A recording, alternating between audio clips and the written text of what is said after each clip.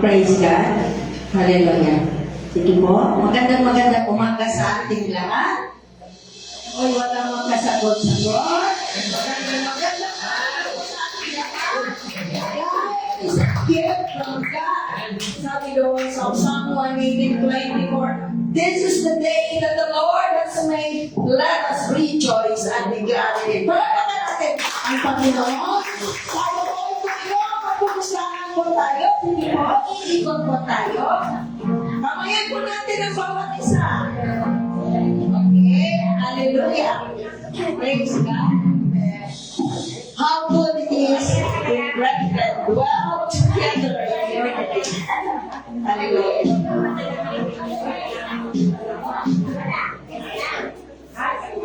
Praise God. Hallelujah. God bless everyone. Welcome to JCBLU Church. Wala po tayong ibang pinataas kundi ang ating Panginoon Jesus. Okay po? Let us settle ourselves. Ako yun sila. Okay. Okay. Ngayon po, dami natin let us bring our spirit to the Spirit of God as we are listening the book of Psalm. Tinatawagan ko po si Sister Aura.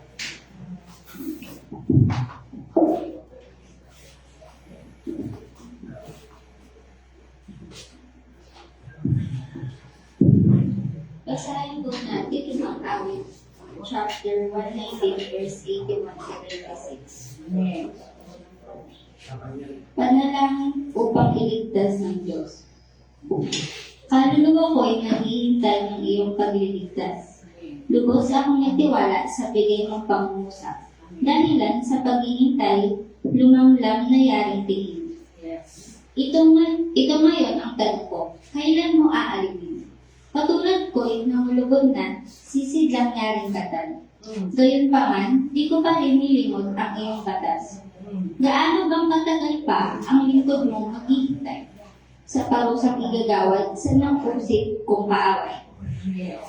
Mga taong mayayabang, mga taong masuwayin, ng umang ng mga bidang upang ako ay humingi.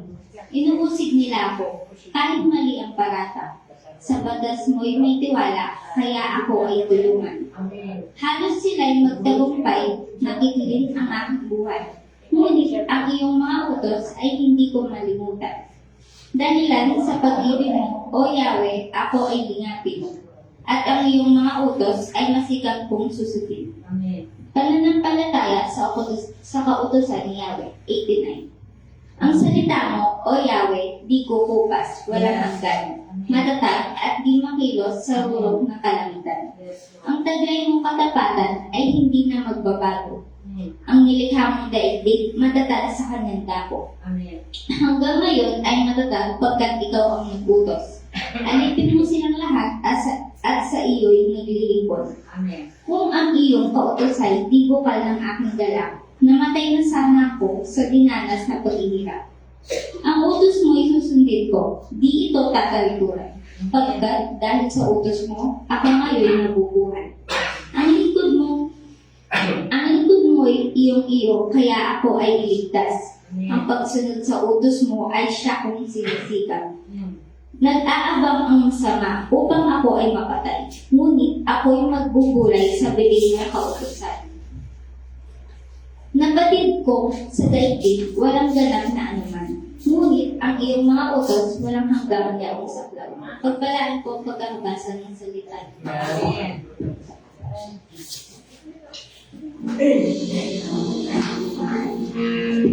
Magandang umaga po sa lahat. Handa na po ba tayo magpuri sa Panginoon?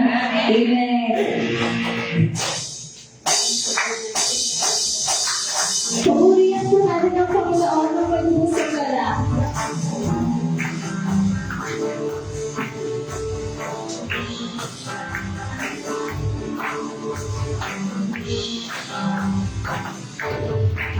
May ganda, may saya, may duwa sa piling ng Diyos.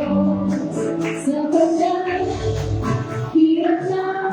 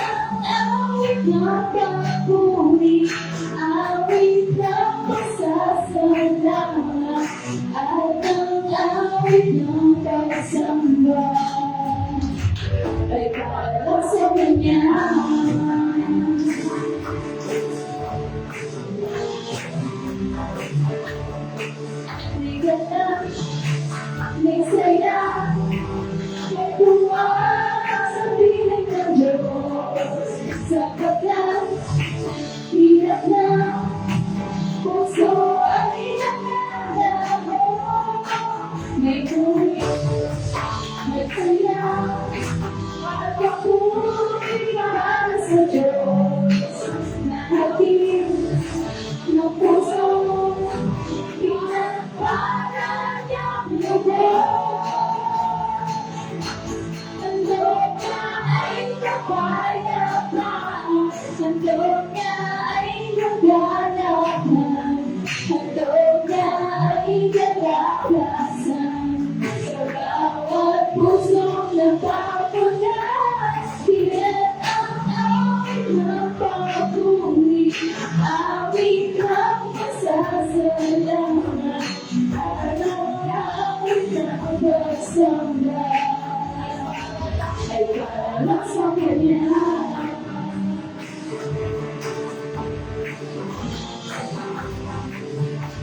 Ang loob niya ay kapayapaan, ang loob niya ay kagalakan, ang loob niya ay kalakasan. Sa bawat pusong napapunas, iyan ang awit ng papuri, awit ng pasasalamat, at ang awit ng pagsamba. Ay para lang sa Kanya, ay para lang sa Kanya, ay para lang sa Kanya, ay para lang sa Kanya. Amen.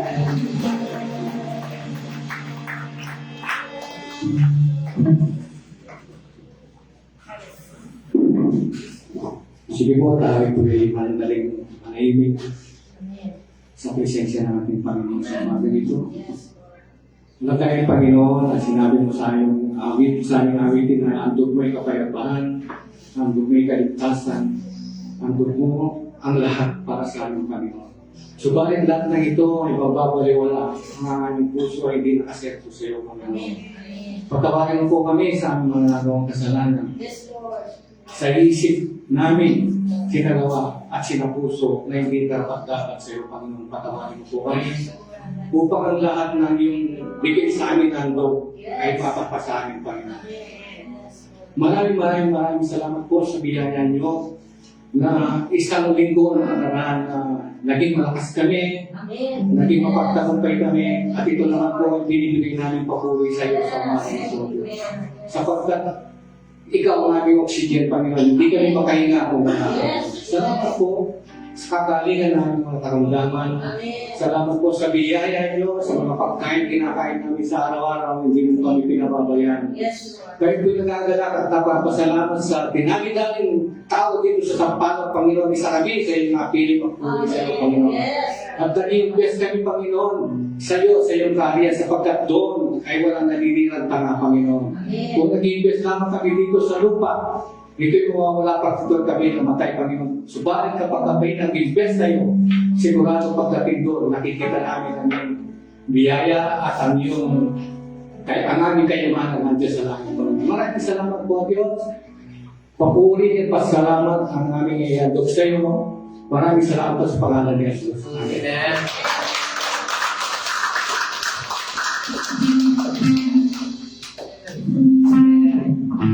Handa na po ba tayo muling magpuri sa ating Panginoon? Amen.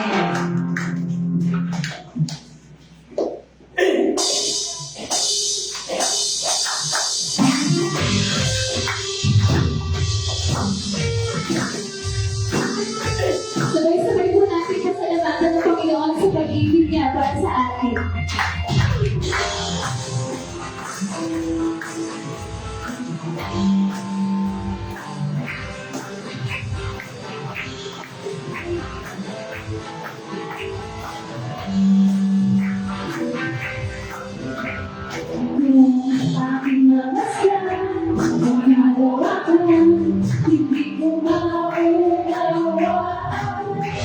Ang iyong lahigan Bakit ako'y hindi mo pinalagaan? Di ko kayang isipin, hindi ko kayang sabahin. Ang pag-ibig mo, Jesus, na iyong tinigay sa akin.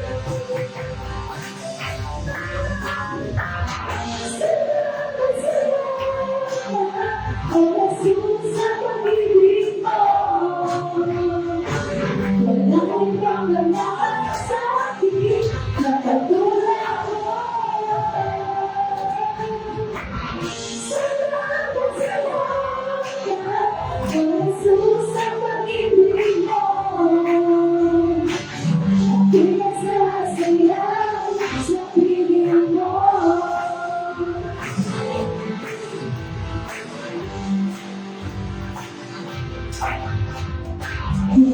May pasukan o pag-ibigan, ako ay may lalapitan. Ikaw, Jesus, ang aking sabitan, hindi mo ako pabayaan. Di ko kayang isipin, hindi ko kayang suwatin. Ang pag-ibig mo, Jesus, na iyong binigay sa akin. Salamat, salamat, oh, Jesus, sa pag-ibig mo. Walang ibang laman sa akin na katulad mo. Salamat, salamat, oh, Jesus, sa pag-ibig mo. Ako'y magsasaya sa piling mo. Buhay ko nang bumibig ka. Buhay ko na at sa'yo'y sumulat. Wala nang ibang nanaisip pa, kundi pasalamatan ka. Buhay ko nang bumibig ka. Buhay ko na at sa'yo'y sumulat. Wala nang ibang nanaisip pa, kundi pasalamatan ka. Buhay ko nang bumibig ka. Buhay ko na at sa'yo'y sumulat. Wala nang ibang nanaisip ka, kundi pasalamatan ka. Salamat, salamat, oh, Jesus, sa pag-ibig mo. Walang ibang laman sa akin na katulad mo. Salamat, salamat, oh, Jesus, sa pag-ibig mo. Ako'y nagsasaya sa piling mo. Ako'y nagsasaya sa piling mo.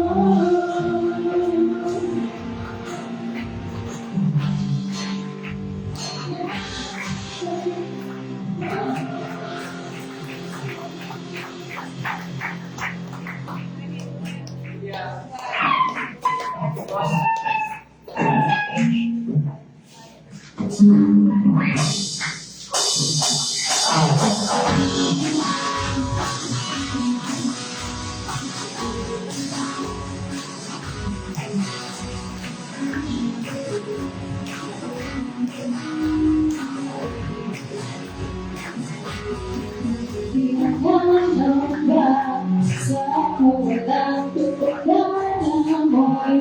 Laging daan di makatakot sa pangangin. Pagkat nariyan ako lagi, di makikita sa pagsubok ang kasama mo. Tiyak at lubos, di mapipigil sa pag-ibig. Pagkat ikaw ay mabuti, pagkat ikaw ay mabuti. Kung wala ang aking masali, di makukuha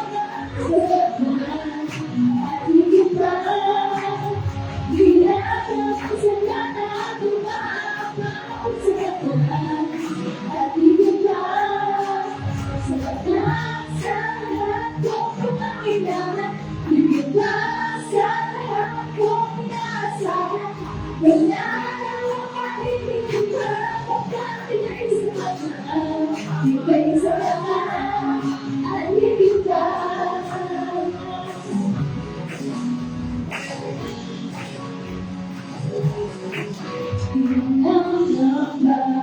Sa pagkakas pagkakala mo'y nakitaan di matatakot sa panganin. Bakit natin iyang kapalagi?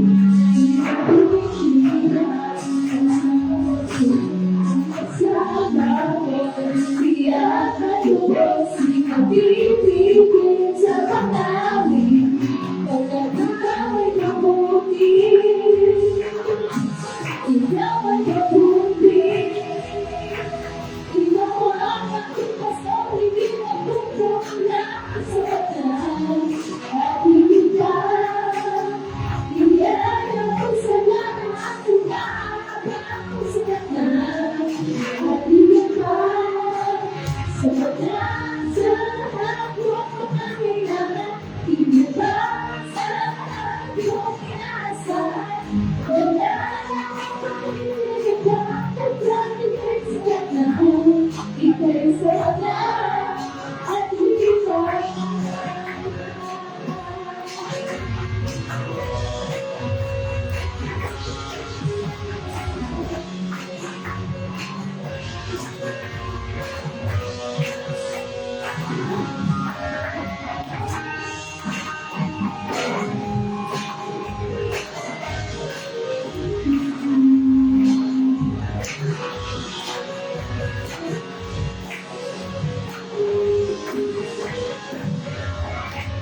Ikaw ang nakitas na hindi makukuha sa ganda at higit pa. Bigyan ang pagsagana at umaabang sa ganda at higit pa. Sapat na sa lahat ko pangangailangan. Higit pa sa lahat ko inaasahan. Ganda ang mahihirap pa pagkat sila'y sapat na. Ika'y sapat na. Ikaw ang aking pasal, hindi makukuha sapat na. At higit pa, bigyan ang pagsagana at umaabang sa ganda. At higit pa, sapat na sa lahat ko pangangailangan. Higit pa sa lahat ko inaasahan. Wala akong makikita kapag ika'y sapat na. Ika'y sapat na. Wala akong makikita kapag ika'y sapat na. Ika'y sapat na. Wala akong makikita kapag ika'y sapat na. Ika'y sapat na at higit pa.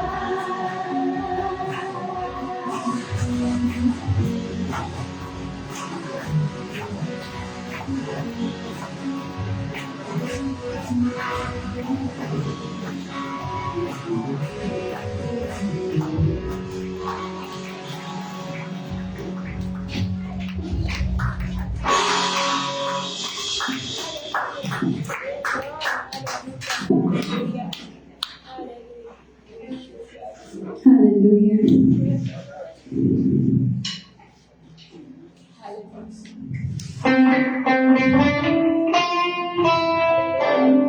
Purihin natin ang ating nag-iisang Panginoon. Dahil sa Kanya, walang mahirap para sa atin. Dahil Siya ay nag-iisa. Hallelujah.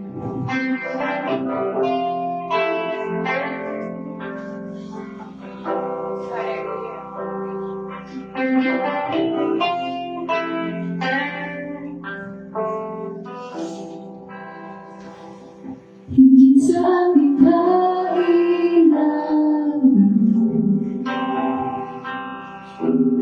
higit sa aking karanasan,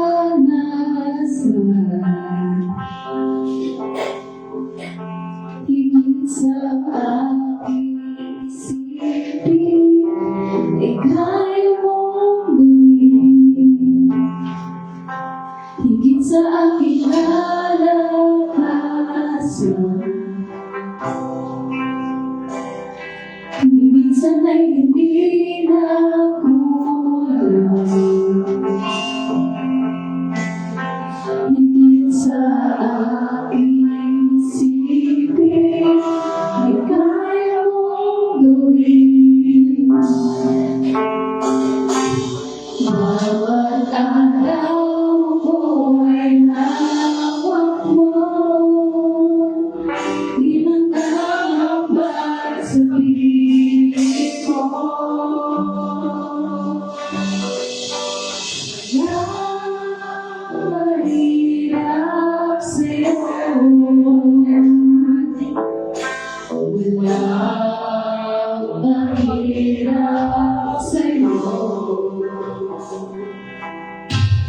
Ikaw ang Panginoon, nakakapangyarihan, walang kahirap sa'yo.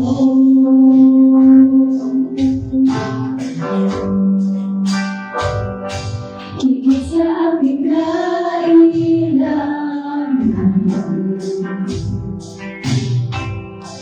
higit sa aking naranasan,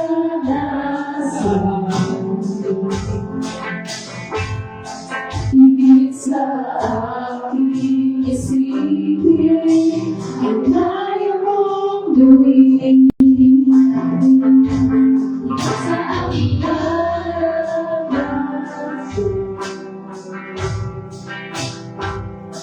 higit sa hindi na kulang,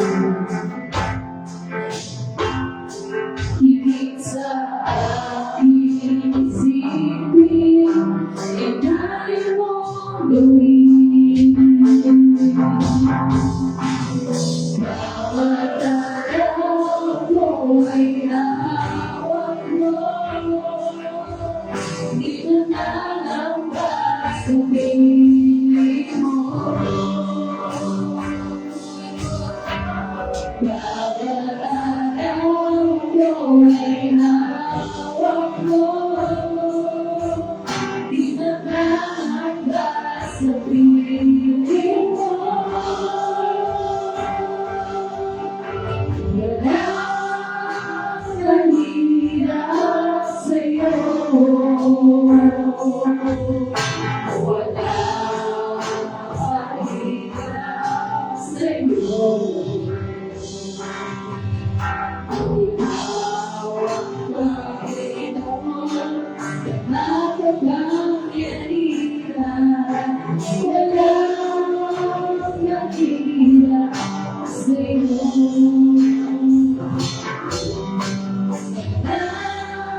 Imposible sa'yo, walang imposible sa'yo. Ikaw ang Panginoon, nakakapangyarihan, walang imposible sa'yo.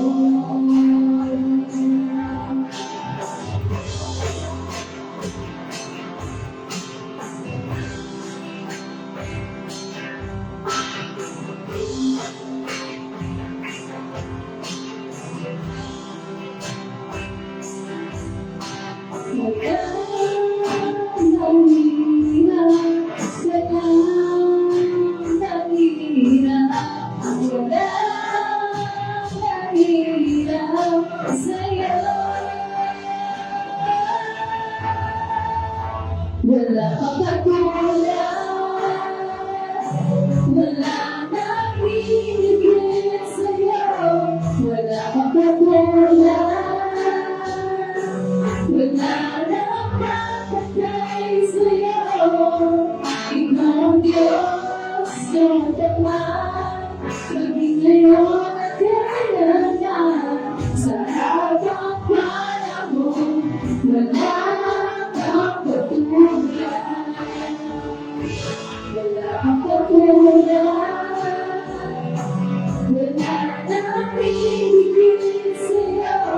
Wala kang patulang, wala nang kapatay sa'yo. Ikaw ang Diyos ng pagmamahal, maging ngayon at kailanman. Sa habang panahon, wala kang patulang. Ikaw ang Diyos ng pagmamahal, maging ngayon at kailanman. Sa habang panahon, wala kang patulang. Hallelujah. We praise you and worship you, God, because you are our only God and living God, Panginoon. Maraming salamat po dahil patuloy mo kaming pinapatawad kahit kami kami makasalanan, Panginoon. Dahil alam po namin na sobra-sobra at higit pa ang pagmamahal mo sa amin. Hallelujah.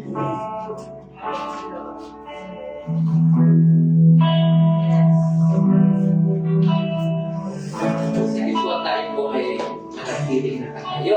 Hallelujah. Tunay nga po, O Diyos, Ikaw ang Panginoon namin. Ikaw ang Diyos namin na wala kang katulad, O Diyos.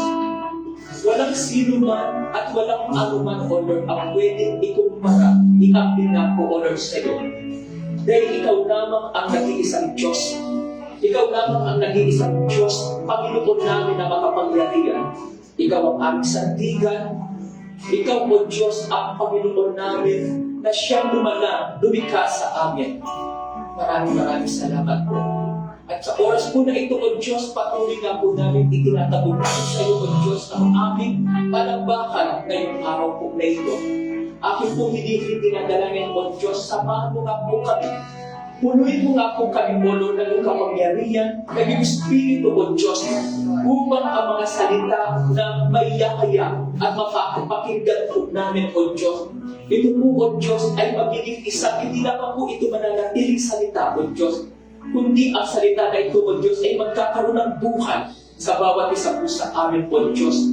Upang sa ganun, Ama, ito po, O Diyos, ang magpapabago ng aming paniniwala, magpapabago o balikan ng aming pananaw patungkol nga po, O Lord, sa iyo. Salamat nga po, O Diyos, na meron ka mga salita na amin po ito napapakinggan, O Diyos. At kung pagpalain, O Lord, ang bawat sa puno nandito, O balikan, ang aking po piniling dinadananin, O balikan, Lord, ang pakikipisan mo, O Diyos, at amin po, O Lord, binibigyan ng kalayaan, O Diyos, ang Espiritu Santo na siya kumilos, lumuko, gumalaw, O balikan, kumontrol sa lahat ng aming gagawin, Ama, sa pangalan mo ng aming Panginoon na si Kristo Jesus, we pray. Amen.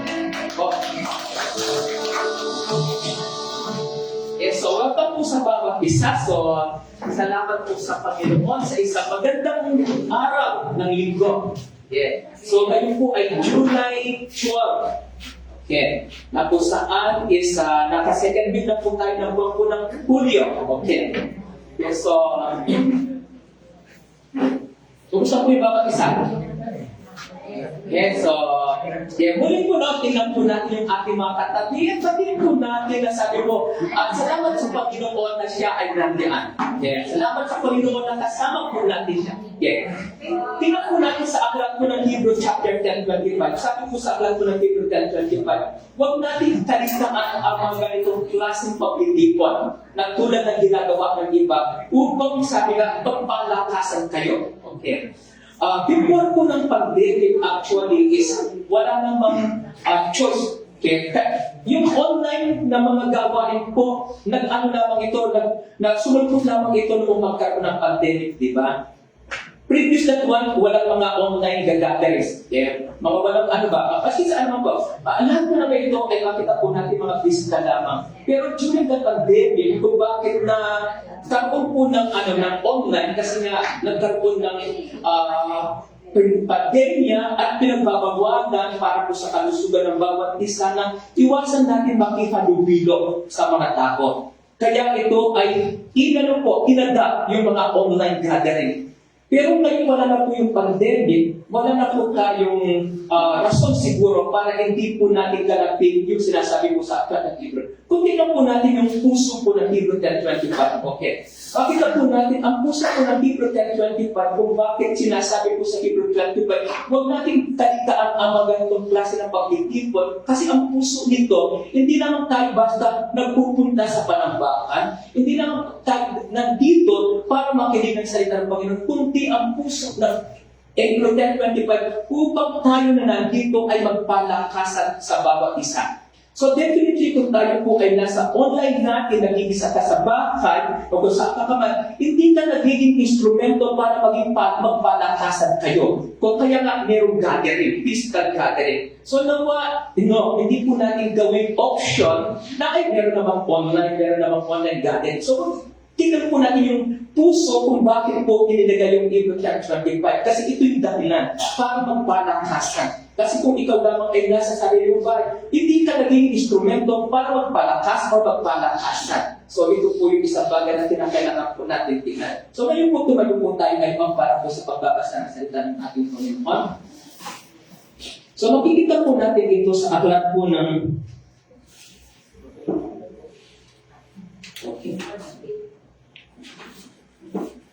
Unang Pedro, okay. Sa Unang Pedro chapter 4, 12 at saka sa verse 19. So kung meron po kayong Bible, pakitignan po natin. Kung wala pa po, meron po sa screen natin ipa-plus po ni Bro Lester. Okay. Sabay-sabay po natin itong basahin. Sabi po dito, mga minamahal, huwag na kayo magtaka sa mabigat na pagsubok na inyong dinaranas na para bang ito'y pangkaraniwan. Ulitin ko po. Mga minamahal, huwag na kayong magtaka sa mabigat na pagsubok na inyong dinaranas na para bang ito'y pangkaraniwan. Sa halip, magalak kayo sa inyong pakikibahagi sa mga paghihirap ni Kristo upang maging lubos ang iyong kagalakan kapag nahayag na ang kanyang kaluwalhatian. Pinagpala kayo kung kayo'y kinukot siya. Tingnan po ito. Pinagpala kayo kung kayo'y kinukot siya dahil kay Kristo. Sapagkat sumasa inyo ang Espiritu ng kaluwalhatian, ang Espiritu ng Diyos. Ngunit, sabi dito, huwag namang mangyari magdusa ang sino man sa inyo dahil sa siya'y mamatay tao, magnanakaw, salarin o pakialamero. Ngunit kung kayo magdusa dahil sa pagiging Kristiyano, dahil sa pagiging Kristiyano, huwag ninyong ikahiya ito. Sa halip, magpasalamat kayo sa Diyos sapagkat taglay ninyo ang pangalan ni Kristo. Dumating na ang panahon ng pagbukom at ito'y magsisimula sa sambahayan ng Diyos. At kung sa atin ito magsisimula, ano kaya ang magiging wakas ng mga hindi sumusunod sa magandang balita ng Diyos? Tulad ng sinasabi sa kasulatan, kung ang taong matuwid ay napakahirap maligtas, ano kaya ang kahihinatnan ng mga makasalanan at hindi kumikinala sa Diyos? Kaya nga, ang mga nagdurusa ayon sa kalooban ng Diyos ay dapat magtiwala sa lumikha at magpatuloy sa paggawa ng mabuti. At Diyos ay laging tapat sa kanyang pangako. Sige po, makaupo na po tayo. So, ang tema po natin, pinagamatan ko lang po itong Reminders of Fire, or sa wikang Tagalog is apoy na nagdadalisay. Okay. So, ang isa pong makita po natin dito, okay, ang isa pong sa aspeto po ng siyensya, okay. So, ang ginagawa po ng apoy is makita po natin ito, lalo na kung may mga metal, okay. May mga metal na kinakailangan tunawin muna ang isang metal, okay, kasi matigas yan. So, para ang isang metal ay matunaw, matanggal ang lahat ng mga ore, yung mga impurities, iba't ibang mga mga iba't ibang mga kalahon, mga iba't ibang mga bagay na hindi dapat doon, ito ay pinararaan muna sa apoy para ito ay maging liquid, okay? And from then, ito po ay sinasala or kaya meron mga pamamaraan doon na pag ito ay naging liquido, okay, ito ay sinasala upang ang makuha na ang manatili lamang doon ay yung mga bagay na kinakailangan. Tulad po ng isang ginto. So, ang isang ginto, pinararaan mo na po yan sa isang proseso. Okay? Smelting yan, o kaya melting. So, ginagawa ko nito, tinutulang muna itong ginto na ito, kasi pag kinuha ang ginto sa isang minahan, ang dami mga impurities dyan. Hindi yan 100% gold. Ang dami mga impurities dyan. So, para mawala lahat ng mga impurities dyan, okay, so ito ay tinutunaw muna. Pagkatapos, binelag mo na ang ginto, tapos dumadaan po na po yun sa filtration. Sinasala mo na yan.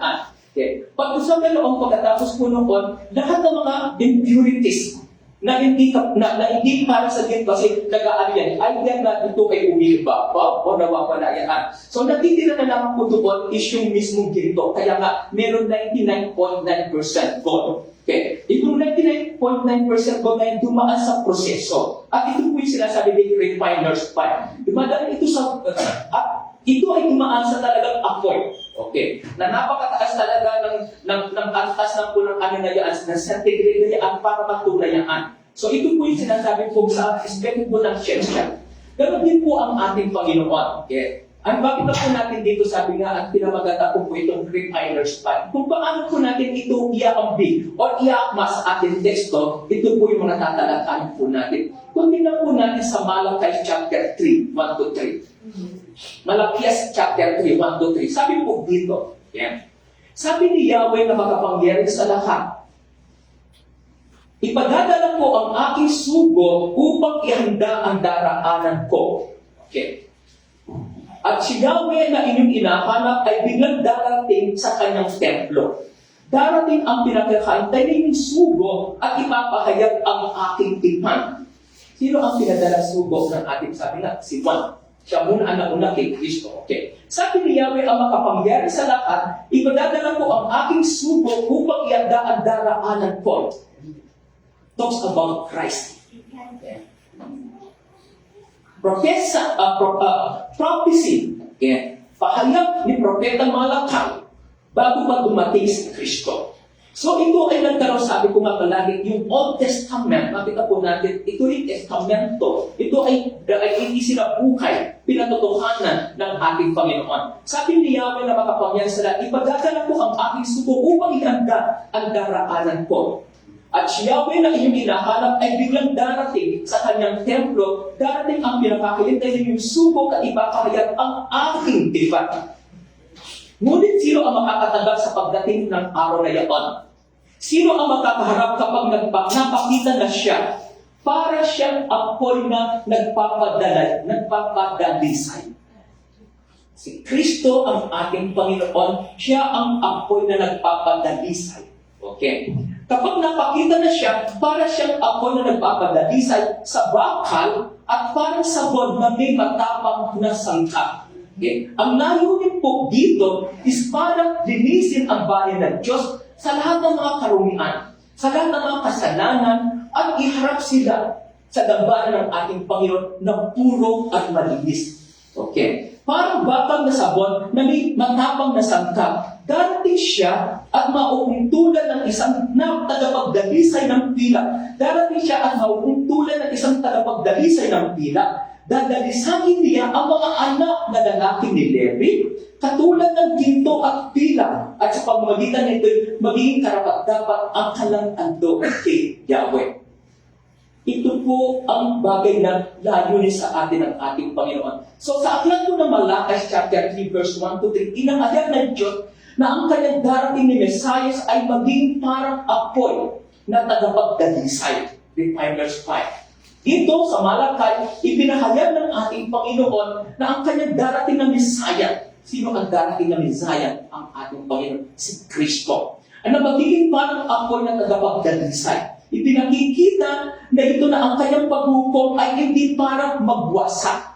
Ang kanyang pagdating ay hindi para magwasak. Okay? Yung layunin ng pagdating ng apoy ng pagdadalisay ay hindi para wasakin ang kanyang bayan, hindi para wasakin tayo, kundi para linisin ang bayan mula sa kasalanan, kundi tulad ng ginto at pila na dumadaan sa matitinding init upang maiwalay ang mga dumi na to. Ito po yung bagay na ginawa po ng ating Panginoon. The refiner's fire. Sige, yan ang mga kita. In the refiner's fire. Ito po ang ginawa. Yeah. At gagawin ng ating Panginoon. Yeah. Meron isang lumang kanta na I don't know kung alam ito ng mga hindi ko alam kung kaya. Hindi ko kaya kantain actually. Yung ano ba itong kanta na ito? Refiner's fire. Alam mo yung scenery? Yung refiner's fire? Yung mga bago ngayon, hindi na alam ito. Lumang-luma ng kanta ito. Okay. Purify my heart. Parang gano'n man ang tono nito. Yeah. Ito po dito po makita. Sabi niya, purify my heart. Let me be as gold and precious silver. Purify my heart. Hindi ko kaya kantain actually. Purify my heart and let me be as gold, as pure gold. Ito po yung makita po natin dito. Okay. Ano po yung makita po natin dito sa refiner's fire? Sige, let's go. Okay. Sige ba? Okay. Ito po yung isang kanta. Okay. Sabi po dito sa purify my heart, ang layunin po dito, purify my heart na ito is para maging banal. Okay. Purify my heart, one desire is to be holy. Okay. So ito po yung layunin nitong katapo na ito at ito rin ang layunin ng apoy na magdadalisay. Refiner's Fire. Ito ang layunin sa atin ng ating Panginoon na dalisayin tayo para gawin tayong banal. Sabi ng salita ng ating Panginoon, magpakabanal kayo dahil ang iyong amang nasa langit ay banal. So ito ang layunin sa atin ng ating. Pero may mga proseso ang ating Panginoon na ginagawa sa bawat isa sa atin para matanggal, para alisin ang mga dumi na yan. Okay. Para alisin ang mga kasalanan na yan, mga dumi na yan, upang ang matira na lamang ay yung mga handog para sa ating Panginoon. Sabi nga, ayun, iaalay nyo ang yung mga buhay na isang buhay na handog. Okay. So, nagdahagod tayo sa ating Panginoon at darating yung panahon na itong buhay na ito ay ito ang gagawin natin buhay ng handog sa ating Panginoon. At ito yung may mga ginagawang proseso ang ating Panginoon kasi ang layo sa atin ng ating Panginoon upang dalisayin tayo.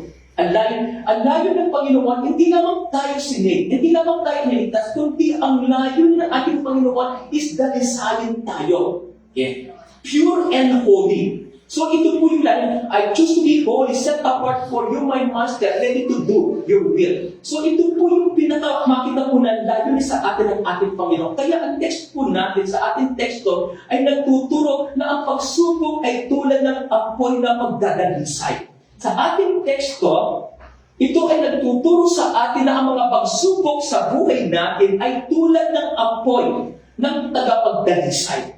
Kaya sabi, huwag kayong magtaka kung dumaranas o daranas kayo ng iba't ibang mga uri ng pagsubok. So, hindi natin ang pwedeng pasubalian. Hindi natin ang pwedeng iwasan. Daranas at daranas tayo bilang mga mananampalataya ng iba't ibang mga uri ng pagsubok. Kaya sabi doon sa teksto natin, huwag kayong magtaka. Ang ano po natin, tingnan natin kung ano ang layunin ng mga pagsubok na ito sa buhay natin. Okay, kung yung ano po natin. So kaya sa ating teksto, ito ay nagtuturo na ang mga pagsubok ay tulad ng apoy na tagapagdalisay, refiner's fire. Hindi ito parusa, kundi ito ay proseso ng paglilinis ng Diyos sa ating mga mananampalataya. Hindi ito parusa. Ang mga pagsubok, dalawang bagay ang matatalakay natin mamaya. May mga pagsubok na ito ay dahil, sabi nga, huwag naman kayong magdusa dahil sa mga kasalanan ninyo. Okay. Huwag naman kayong subukin dahil sa inyong mga ginawa dahil sa inyong mga kasalanan. Kaya dalawang klase po yan. Hindi ito parusa, kundi proseso ng paglilinis ng Diyos sa ating mga mananampalataya. Kaya sa halip na magtaka, sabi po sa ating teksto, magalak ka dahil ito'y pakikibahagi sa mga hirap ni Kristo at paghahanda sa kanyang kaluwalhatian. Kaya nga, apoy na tagapagdalisan.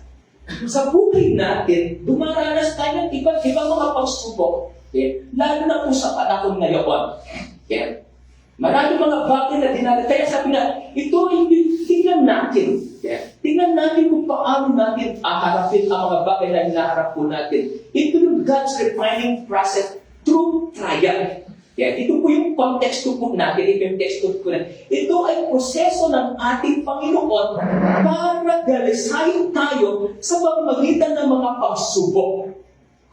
Kaya kung tinitingnan natin ang mga pagsubok na yan ay proseso ng Diyos para tayo ay dalisayin, instead na tayo ay matakot, instead na tayo ay mga sabi doon sa ating teksto, magalak. Parang hindi akma, no, di ba? Ang dami ko na ng pagsubok, magagalak pa ako. Parang, di ba? Sabi na, pero kaya napaka-importante, maunawaan natin, mabalik natin yung mga proseso ng ating Panginoon. Kasi unang-unang lagi sa atin ng Panginoon is dalisayan tayo. Okay. Maging banal tayo. Ito yung proseso saan. Hindi natin kaya maging banal in our own self. Okay? Wala tayong kakayaan. Pero ang Diyos lamang ang merong kapangyarihan, kaya siya ang apoy na tagapagdalisay. Siya lamang ang merong kakayaan na gawin tayong banal. At ang pagsisikap natin gawin, hindi ito makapangyayari ayon sa ating kapamaraanan. Pero ang Diyos ay gumawa ng kapamaraanan para maging dalisay tayo. At isa ito ang mga pagsubok sa buhay natin. Para dalisayan tayo. ito yung God's refining process. Okay? Ito yung proseso ng Diyos para, sabi nga, para yung God ang makita sa atin. Yung purong ginto ang siyang makita sa atin. Sabi nga, there is always God sa mga basura. Kaya nga, ang dami mga nangangalap ng basura, di ba? Ano ang mga kinukuha ng mga basurero na mangangalap sa basura? Yeah. Yung mga pagkakakitaan nila, sabi nga, merong ginto sa basura. Yeah. Ganun din tayo. Tayo ay basura dati. Yeah. Pero salamat sa Panginoon, ang layunin niya, itong basura na ito, yeah, ay ang naisin ng ating Panginoon ay gawin tayo isang tulad ng isang ginto, puro, banal. At ito ay mangyayari sa pamamagitan ng proseso na gawa lamang ng ating Panginoon. At itong refine, ito yung apoy na tagapagdalisay o yung pagpapadalisay sa pamamagitan ng apoy, ito yung proseso ng ating Panginoon.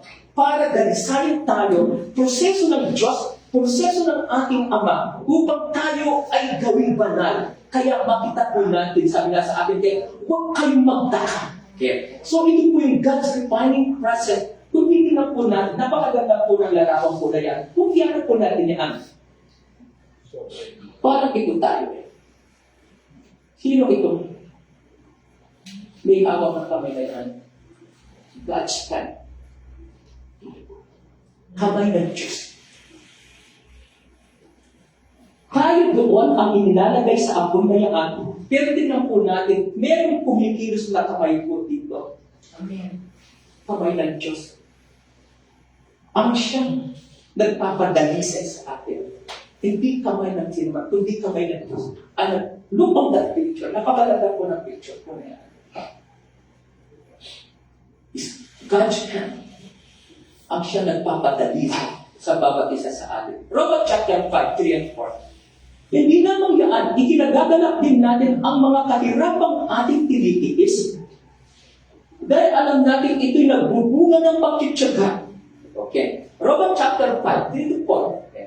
Hindi lamang yan, ikinagagalak din natin ang mga kahirapang ating tinitiis. Dahil alam natin ito'y nagbubunga ng pagtityaga. At ang pagtityaga ay nagbubunga ng mabubuting pagkatao at ang mabuting pagkatao ay nagbubunga ng pag-asa.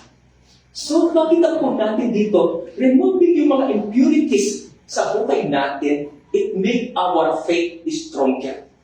Pag tinatanggal yung mga kasalanan, okay, mga dumi sa buhay natin, ito po yung nagpapatibay ng ating pananampalataya. At kita po natin sa Roma, okay? Sabi nga, lahat ng mga pagtitiis na yan, hindi tayo nagdadala ng pagtitiis just for nothing. Lahat ng mga pagtitiis na yan ay mayroong layunin ang Diyos sa buhay natin. At ang layunin na ito sa buhay natin, sabi nga, ito ay para sa atin, para sa kabubuti natin. At ang pagtitiyaga ay nagbubunga ng mabuting pagkatao.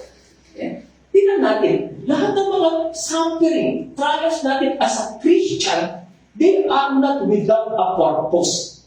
Ang lahat ng mga yan ay ibinararanas ng ating Panginoon sa atin. Sabi nga, ang pagtitiis na yan ay nagbubunga ng pagtitiyaga. At ang pagtitiyaga ay nagbubunga ng mabuting pagkatao. At ang mabuting pagkatao ay nagbubunga ng pag-asa. Process. Yung hope natin ang Panginoon, hindi yan instantly nangyayari. Merong proseso. Para ma-develop yung ating patience, kinakailangan kang dumaan sa proseso. Okay? At yung patience na yan, pag na-develop ang patience na yan, ito ay nagbubunga ng karakter.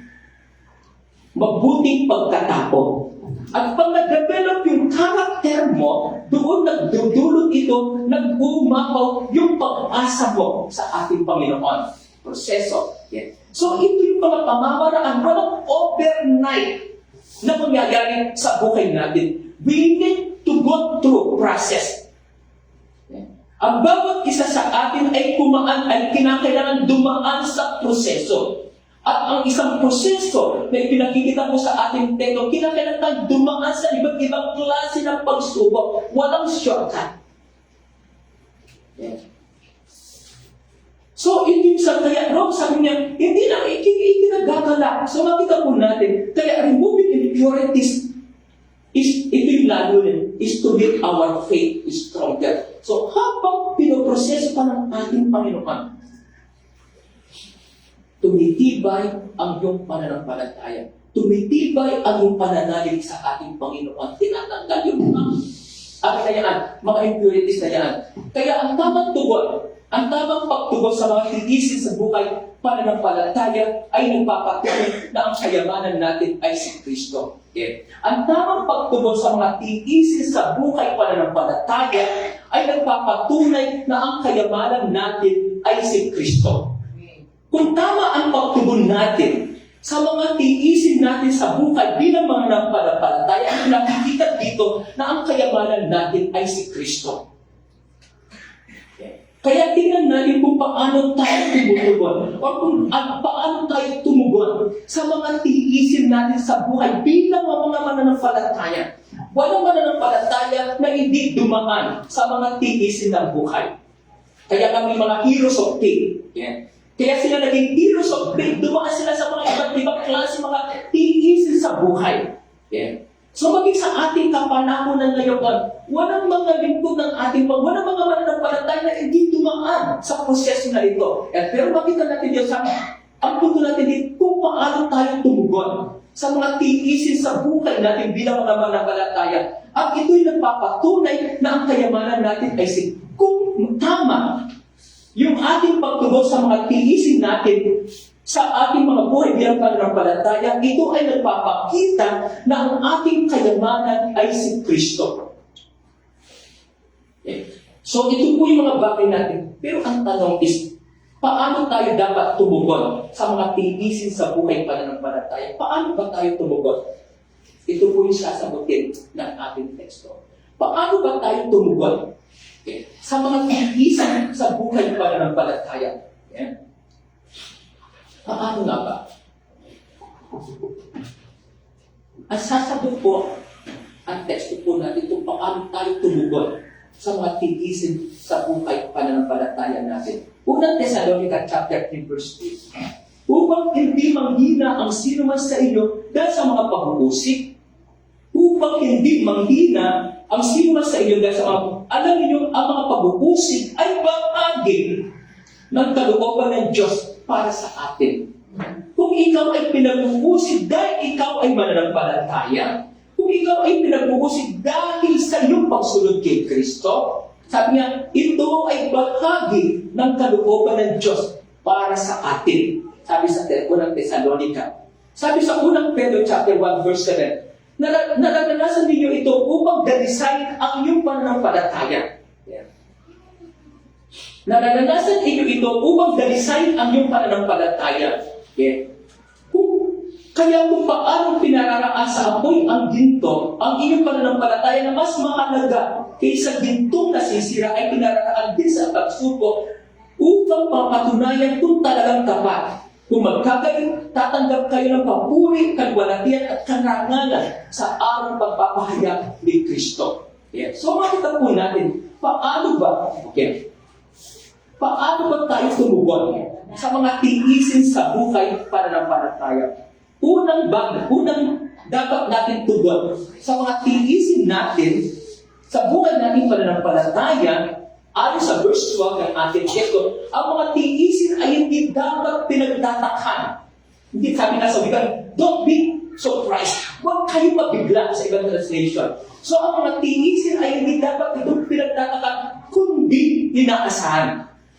Sabi sa 12, mga minamahal, huwag ninyong pangtakhan at ituloy na di pang karaniwan ang mabibigat na pagsubok na yung dinaranas.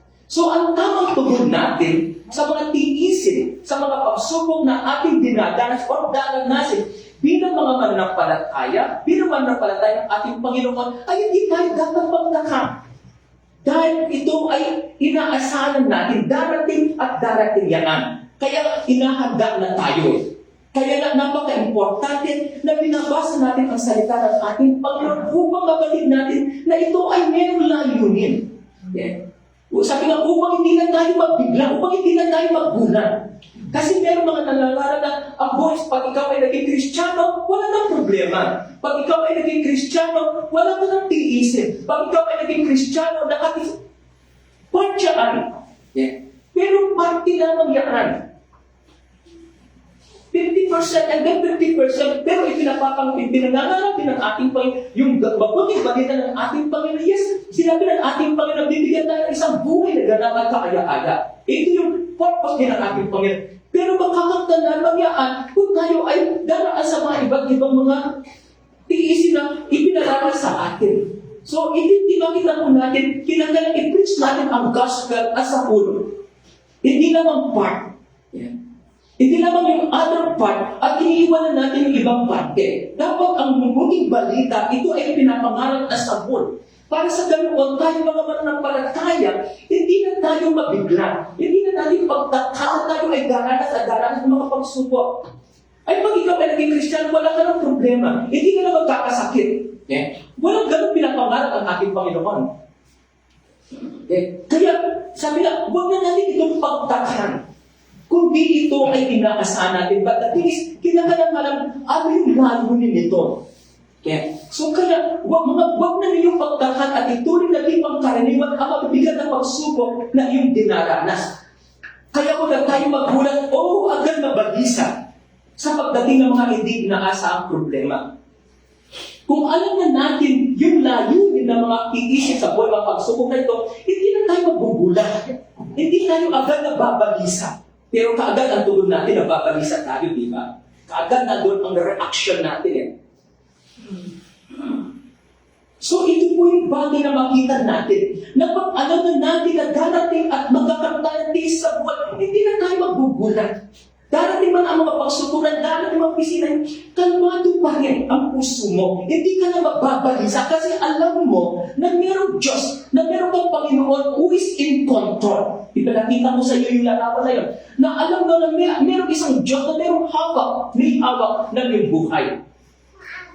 Kaya hindi ka na mababalisa kasi alam mo na yung buhay mo is hawak yan ng ating Panginoon. Kaya kung alam mo na ang buhay natin, ang bukas mo, ay hawak ito ng Panginoon, hindi ka mababalisa.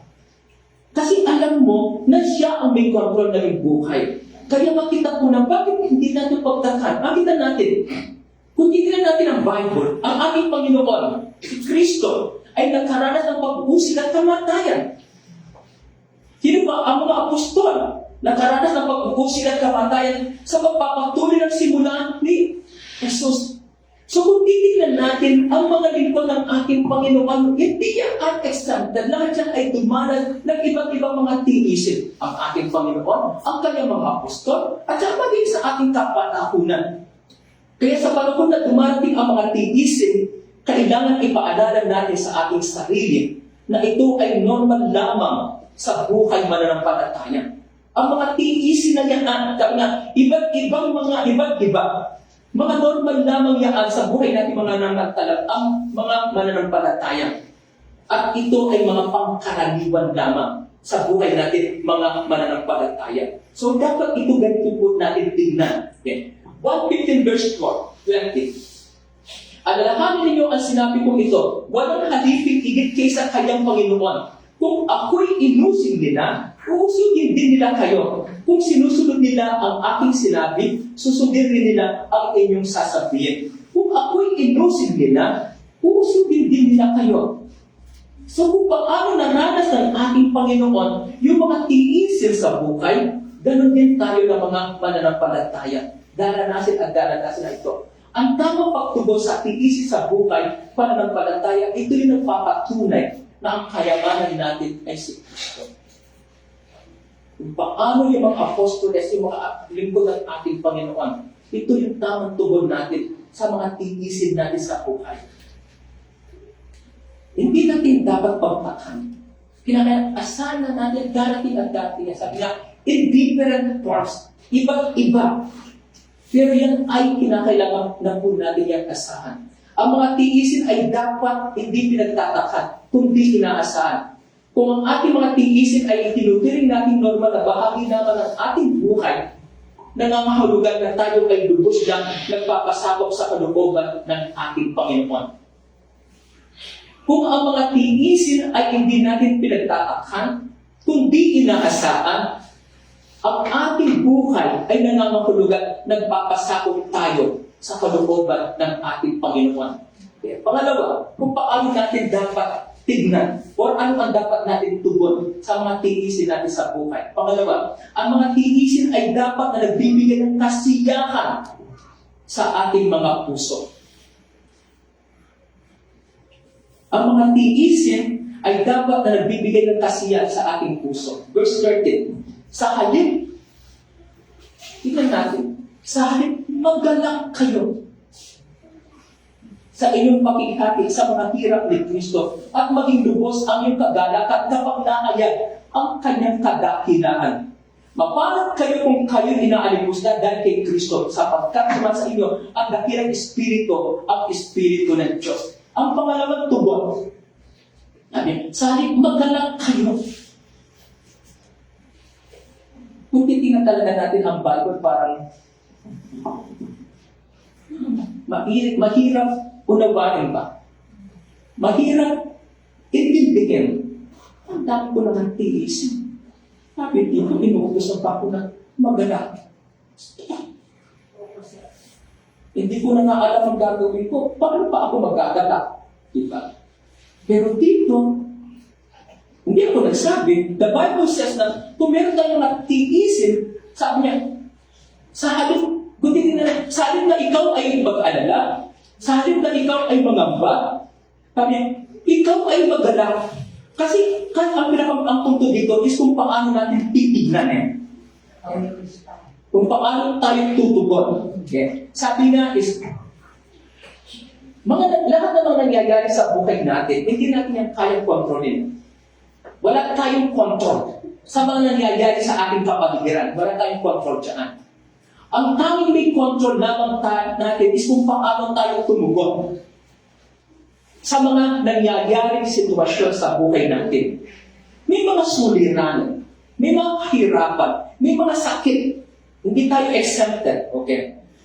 May mga pagsubok, may mga problema tayong daranasin bilang mga mananampalataya. Ang ano lamang doon, mas hindi mananampalataya, nagkakasakit sila. Tayo pa mananampalataya, kaya nga mas mga mayaman, okay? Ang dami mga mayaman na hindi sila kayang magaling. So, lahat tayo na mga nandito sa lupa na ito, na tayo nabubuhay, daranas tayo ng mga problema, daranas tayo ng mga kahirapan, daranas tayo ng mga pagsubok, magdaranas tayo ng mga kasakitan. Yes. Hindi natin yan kontrolado. Ang tanging kontrolado lamang natin is kung paano tayo tumugon sa mga bagay na yan sa ating salibutan. Kaya nga tinuturuan tayo ng salita ng ating Panginoon kung paano tayo tumugon sa mga pagsubok, sa mga tiisin sa buhay natin. At ito ang itinuturo sa atin. Okay? Kung paano tayo tumugon. Okay? Hindi natin pwedeng ihiwalay ang ating sarili. Sabi ng ating Panginoon, yan 17, hindi sila taga sa libutan. Pero sa kanya, hindi ko itinadalangin na alisin mo sila sa libutan na ito. Kundi ang dinadalangin ko, ingatan mo sila sa libutan na ito. Nandito pa rin tayo. Okay. Ang sa libutan na ito, sabi na, is ang mga ibang tao na hindi nakakaranas sila ng mga karamdaman. Yes. Bilang mga mananampalataya, nakakaranas din tayo ng karamdaman. Bilang mga mananampalataya, nakakaranas din tayo ng ibang mga problema na ito ay dinadanas din na mga hindi mananampalataya, mga ordinaryong tao. Okay. Nakakaranas din ito. Pero ang pinakita kung paano tayo, kaya nga meron salita ng ating Panginoon na nagtuturo kung paano natin ito tingnan at harapin. At sabi dito, pangalawa, ang mga tiisin ay dapat na nagbibigay ng kasiyahan sa ating puso. Paano ang mga tiisin na ito ay nagbibigay o magbibigay ng kasiyahan sa ating puso? Basahin natin ang ating teksto. Sa halip magalak kayo sa iyong pakikihati sa hirap ni Kristo.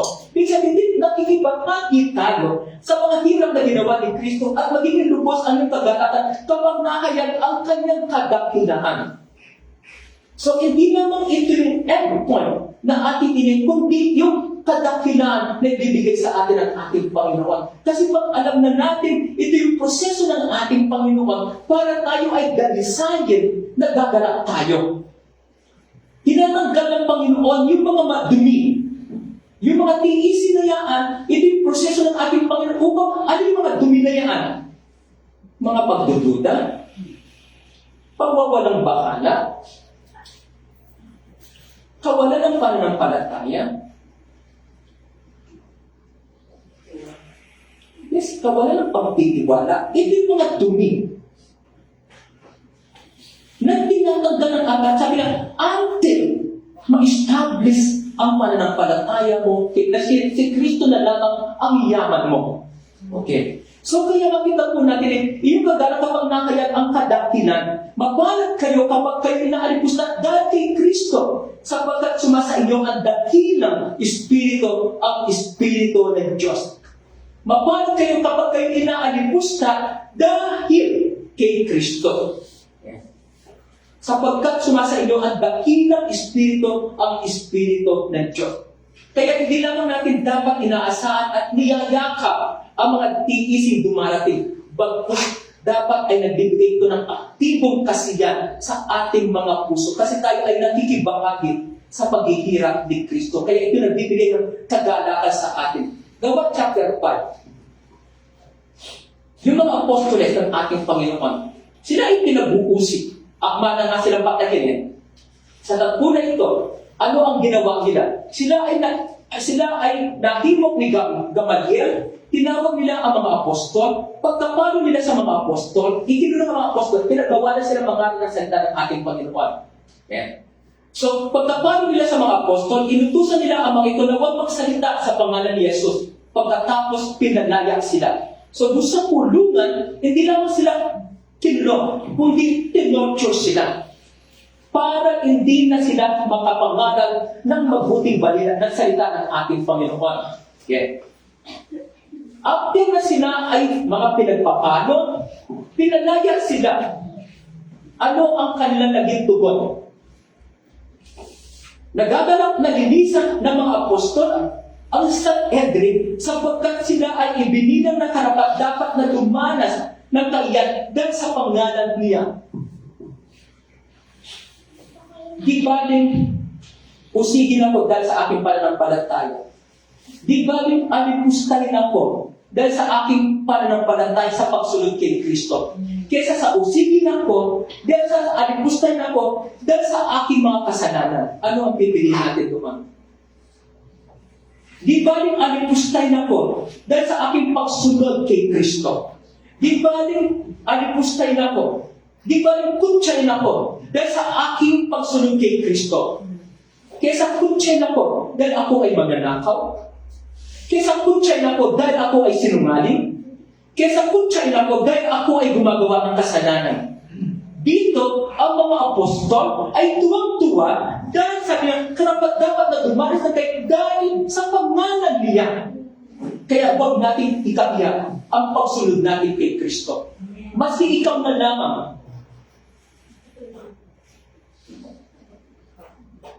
Sabi dito naman, ikinagalak nila. So ito yung pangalawa, dapat natin ikagalak ang mga bagay na nararanasan natin. Sabi nga, paano kaya kung mangyari sa atin ang mangyari sa mga apostol? Paano yung kasalukuyan nating suffering ay magdulot ng paano nga ba? Yung kasalukuyan nating pagdurusa, ito ay magdudulot sa ating kasiyahan ng ating puso. Paano nga kaya sa kabila na mga nararanasan natin, ito ay magdudulot ng tunay na kagalakan sa atin. Sabi nga, kung mananatili lamang ang ating paningin sa pangkasalukuyan, sa mga bagay na nakikita, talagang puro sakit ang ating mga nararanasan. Paano nga ba kaya yung mga apostoles? Yung mga apostol ng atin, tinignan nila na mayroong kagalakan ang mga tiisin nila. Sa atin kaya? Paano natin titignan na mayroong kagalakan ang mga pagsubok na ating dinadanas o mga tiisin na atin naman dinadanas, di naman ng palataya? Dito sa atin po nga, kung mananatili lamang ang ating paningin sa pangkasalukuyan, sa mga bagay na nakikita, talagang puro sakit lamang ang ating mararanasan. Kung ito lamang, dito lamang sa mundo na ito, dito lamang sa kasalukuyan na ito na ating nakikita, nakatuon ang ating paningin sa pangkasalukuyan, definitely, marami mga bagay ang nakikita natin na nagdudulot at magdudulot sa atin ng sakit o sakit ng ating buwan ng pananampalataya. Sabi nga, amin natin, hindi na nagiging maganda yung buhay natin, ang dami na mga pagsubok na pinagkahirapan, patong-patong na nga bayaan. So sabi na, kung mananatili lamang ang ating paningin dito sa pangkasulukuyan, definitely, hindi ito magdudulot sa atin ng kagalakan. Mamumblema tayo, malulumbad tayo. Pero tingnan natin ito, sabi ko dito, 1:15-19. Kung kayo taga sa libutan, kayo mamahalin ito bilang Kanya, ngunit hindi kayo taga sa libutan. Kaya titignan natin na mayroong kagalakan kasi alam natin itong mga pagsubok na yan, itong mga tiisin na yan ay mga panandalihan lamang kasi hindi tayo taga ito. Hindi tayo taga sa libutan. Ngunit hindi kayo taga sa libutan. So ito tayo. Kaya titignan natin ito na mayroong kagalakan. Sabi ko sa prayer ni Prophet kanina, kung ang pag-asa natin dito, yan, ay dito lamang sa buhay nito, walang alaga ang ginawa sa atin ng ating Panginoon.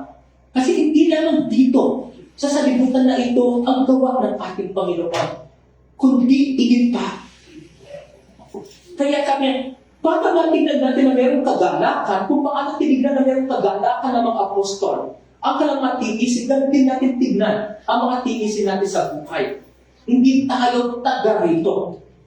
Hindi tayo taga sa libutan. Mismong salita ng Panginoon, hindi tayo taga sa libutan. Tayo ay taga langit. Amen ba ako? Sabi na, doon ay wala ng pagbuhat. Doon ay wala ng kasakitan.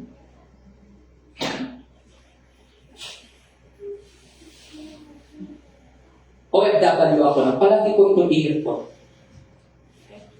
Sabi nga, there is no place like home. Mas nasa maganda ka lugar doon, komportable ka, pangangarapin mo pa rin na umuwi ka sa iyong bayan. Mas pinong nasa Amerika, pinakay nasa Amerika. Pero ang mga yan, pinapangarap pa rin nilang umuwi sa kanilang sariling bayan. Ay sabi na, there is no place like home. Kung hindi tayo taga sa libutan, ano ang pinapangarap natin? Makapunta. Pero walang makakapunta sa langit nang hindi dinalisay ng ating Panginoon. Amen. Kasi doon puro banal.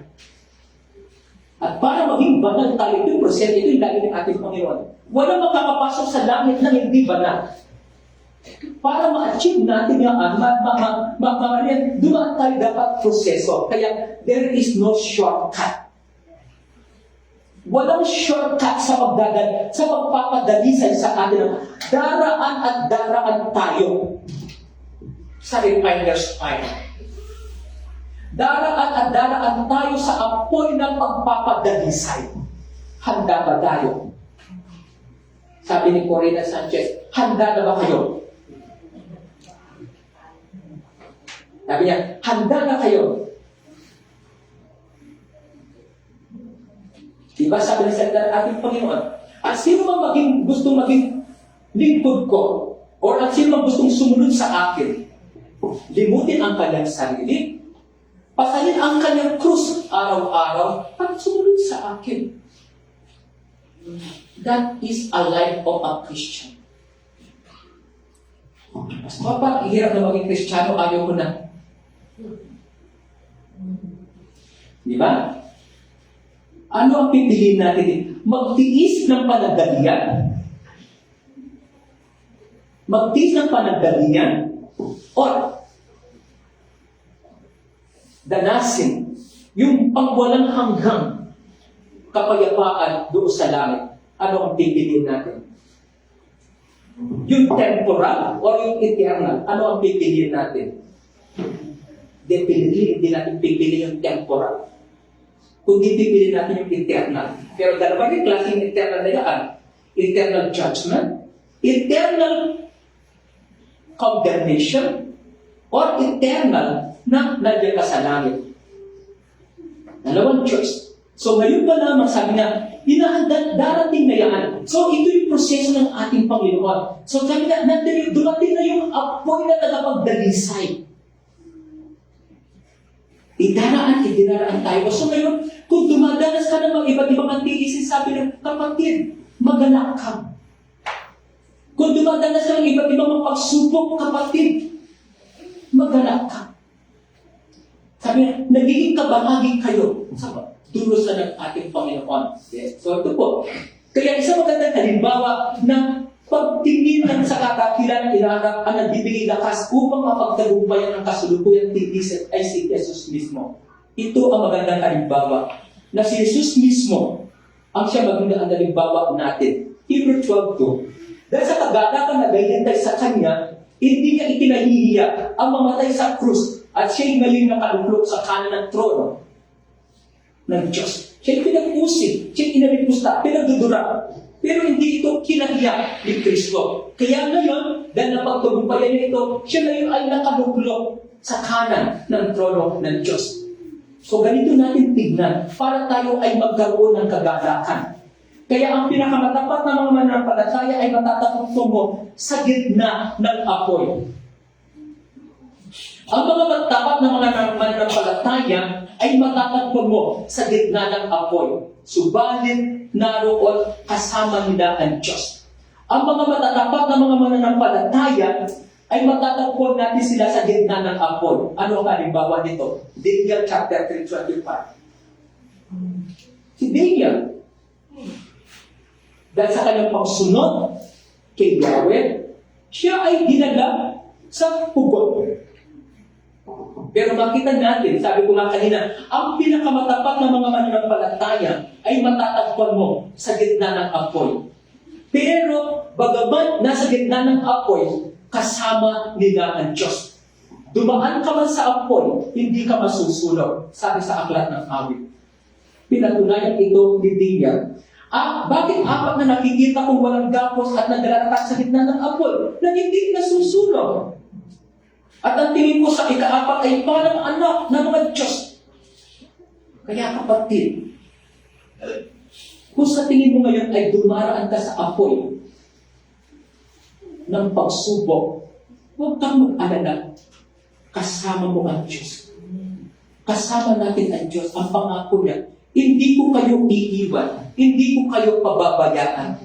Dumaan man kayo sa apoy, hindi kayo masusunod. Naranasan ito din yan. Nanatili siyang tapat sa kanyang pananampalataya. Kaya pag tayo ay nanatiling tapat sa ating pananampalataya, dumaan man tayo sa apoy ng buhay, dumaan man tayo sa apoy ng pagsubok, hindi tayo nag-iisa. Amen. Kasama natin ang Diyos. Kasama natin ang Diyos. Hindi lahat ng mga dumaranas ng mga tiisan ay bunga ng pagsunod nila sa Diyos. Kaya sinabi ko kanina. Okay? Sapagkat maaari tayo makaranas ng mga kahirapan, bunga ng pagsuway at kasalanan. Kaya tingnan natin, ha? Yes, daranas tayo at dumaranas tayo mga pagsubok sa ating buhay. Pero hindi lahat ng mga pagsubok na yan na ating nararanasan, okay, ay tunay na galing sa ating Panginoon. Meron mga pagsubok na ating nilanasan na ito ay mga kahirapan, ito ay bunga ng ating pagsuway at kasalanan. Sabi nga kanina sa atin, binasa ko kanina, huwag na huwag. Pero kung ang ating mga pagsubok na dinala ay bunga ng pagsunod natin kay Kristo, sabi nga sa unang Pedro 1:6-7, ito'y dapat ninyong ikagalak. Kung ang mga pagsubok natin, tiisin natin sa buhay, ay dulot ng ating o bunga ng ating pagsunod kay Kristo, unang Pedro 1:6-7, ito'y dapat nating ikagalak. Pero huwag nating ikagalak kung ang mga pagsubok, mga tiisin natin ay dahil sa ating pagsuway, dahil sa ating mga kasalanan. Pero kung Mga pagsubok natin na yan ay dahil sa ating pagsunod kay Kristo. Sabi dito sa unang Pedro 1:6, ikagalak ninyo. Kahit na maaari magdanas muna kayo ng iba't ibang uri ng pagsubok sa kanilang maikling panahon. Ang ginto, bagamat nasisira, ay pinadadaan sa apoy upang malaman kung talagang dalisan. Gayun din naman, ang inyong pananampalataya na higit na mahalaga kaysa sa ginto ay sinusubok upang malaman kung ito'y talagang tapat. Sa gayon, kayo po ang pupurihan, dadakilan at parangalan sa araw na mahayag si Yesu Kristo. Okay. Pangatlo, kung paano tayo tumugon sa mga tiisin at pagsubok sa buhay po natin, ayon sa teksto po natin. Ang mga tiisin ay dapat na nabubusod sa atin ng bigyan na kabanalan. Ang mga pagsubok o mga tiisin ay dapat nagbubusod sa atin ng higit na kabanalan. Sabi na sa verse 15, huwag namang mangyari, magdusa ang sino man sa iyo dahil siya'y mamamatay tao, magnanakaw, salarin o pakialamero. Huwag nawa. Meron mga talagang naghihirap dahil sa kanilang mga gawa.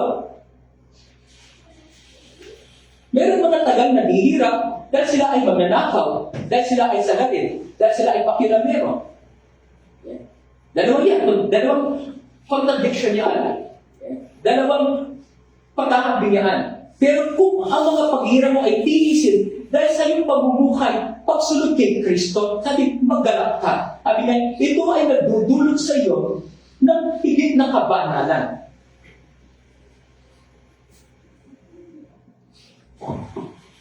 Nung nasa Saudi Arabia ka, meron kaming mga kapatiran na nakakulong sila. Pero sabi ng isang nakulong, nagagalak siya. Natutuwa siya na siya ay nakakulong, hindi dahil siya ay nagdaya. Hindi siya ay nakakulong dahil siya ay gumawa ng kasalanan. Kundi siya ay nasa preso dahil sa kanyang pananampalataya kay Kristo.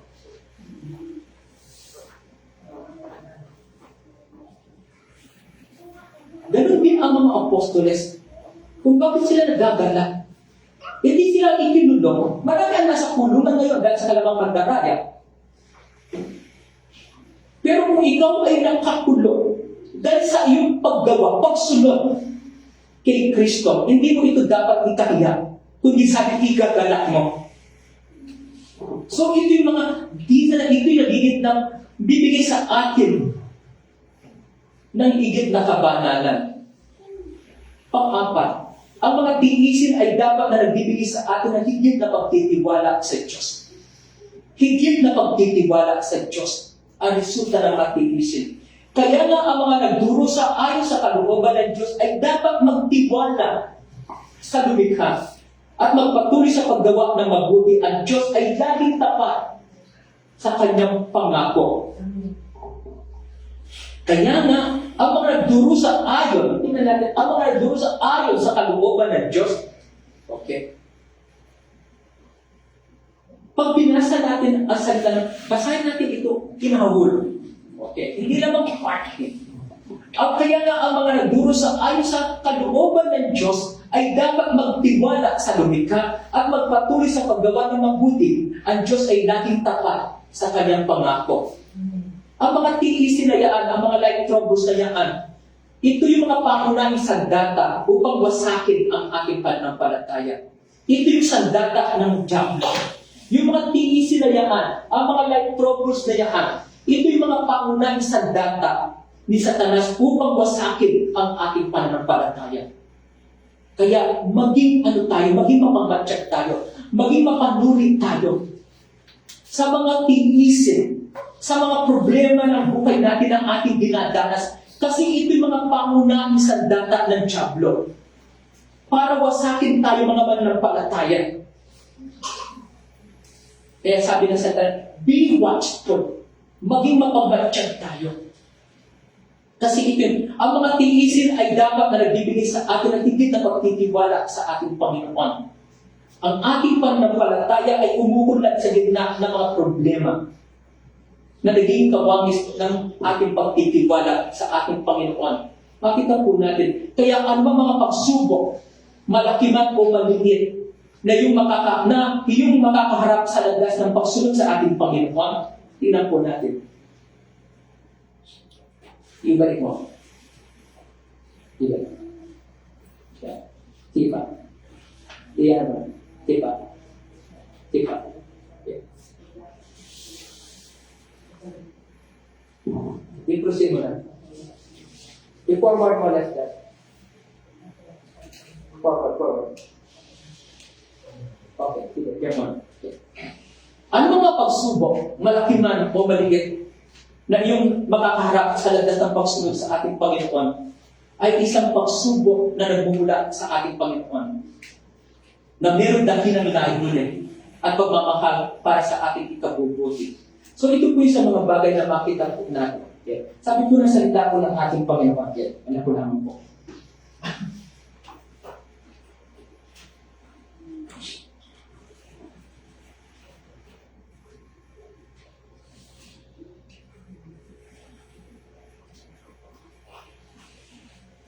Ang mga tiisin ay dapat na nagbibigay sa atin, nagiging na magtitiwala sa ating Panginoon. Awit 27 verse 3. Sabi po sa Awit 27 verse 3. Kahit isang ugbo ang sa aking pumaligwa, hindi pa rin ako sa kanilang matatakot. Sa lakay man ako ng mga kaaway, magtitiwala pa rin ako sa magkapal. Awit 27 verse 3. Sa kahit isang ugbo ang sa aking pumaligwa, hindi pa rin ako sa kanilang matatakot. Dito na-establish ang pagtitiwala nila sa ating Panginoon. Napakagandang halimbawa din dito. Yung tatlong kaibigan ni Daniel. Yeah. Sabi po, sagot po nila, Daniel 3:18, kung hindi man niya kami iligtas, hindi pa rin kami maglilingkod sa inyong mga Diyos, ni sasamba sa libutong ginto na ipinagawa ninyo. Ito yung tatlong kaibigan ni Daniel na inutusan sila ni Aling Darius na sumamba doon sa Diyos-Diyosan, ribulto na ginawa o pinagawa ni Aling Darius. Na ang sino mang hindi sumunod dito ay ilalagay sila sa leon. Pero ano ang ginawa? Ito yung napakagandang salita dito.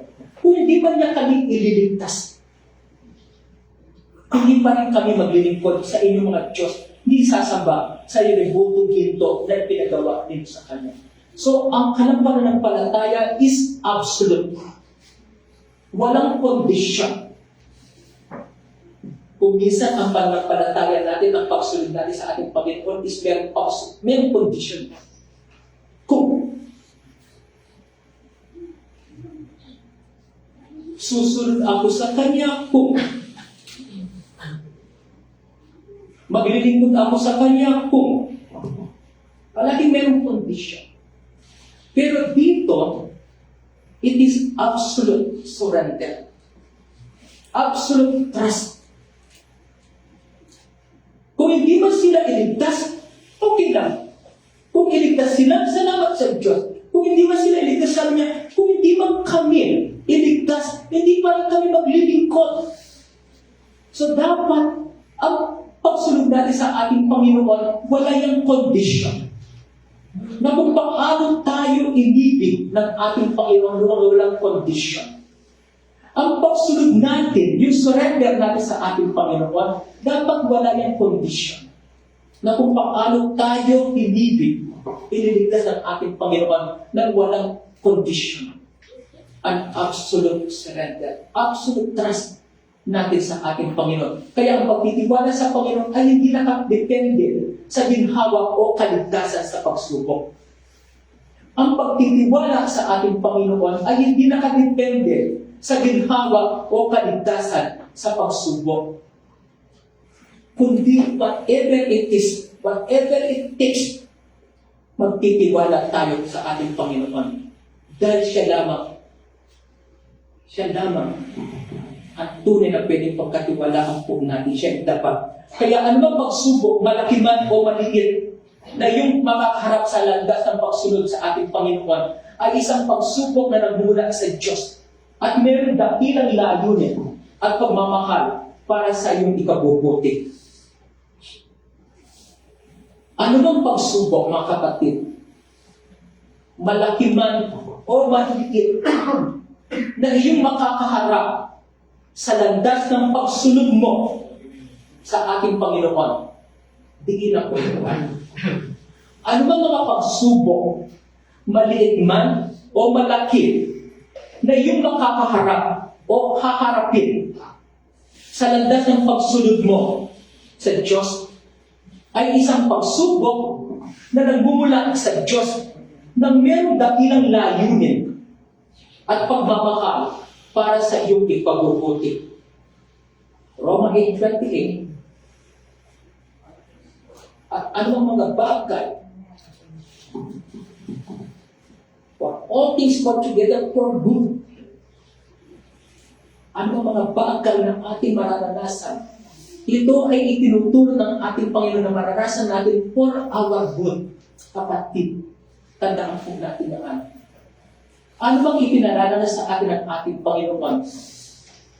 Ano bang mga pagsubok na ipinararanas sa atin ng Panginoon? Dahil, tingnan natin, dahil sa pagsunod natin sa ating Panginoon. Sabi kanina, wag na wag kayong maghirap, wag na wag kayong magdusa dahil sa mga kawalan ninyo ng pananampalataya na hindi ninyo pagsunod, na yung mga makasalanan. Kung ikaw ay nakakaranas ng pagsubok, malaki man o mahirap o maliit, na yung aharapin dahil sa iyong pagsunod sa landas ng ating Panginoon, ang mga pagsubok na yan ay mayroong dakilang layunin at pagmamahal na itinutulong ng ating Panginoon para sa ikabubuti natin. Tulad ng apoy na nag-aalis ng dumi sa linto at pila, ang mga hamon sa buhay ay nag-aalis ng ating kainan. Tulad ng apoy na nag-aalis ng mga dumi sa ginto at pila, ang mga hamon sa buhay ay nag-aalis ng ating mga kainan at kasalanan para dalisayin tayo ng ating Panginoon. Dahil siya ang apoy ng tagapagdalisay. He is the refiner's fire. Ito lahat ay tuloy.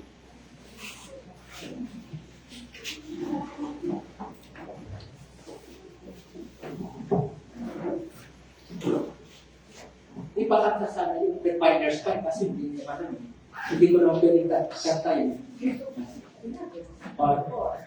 Kasi tayo po ay nalangin.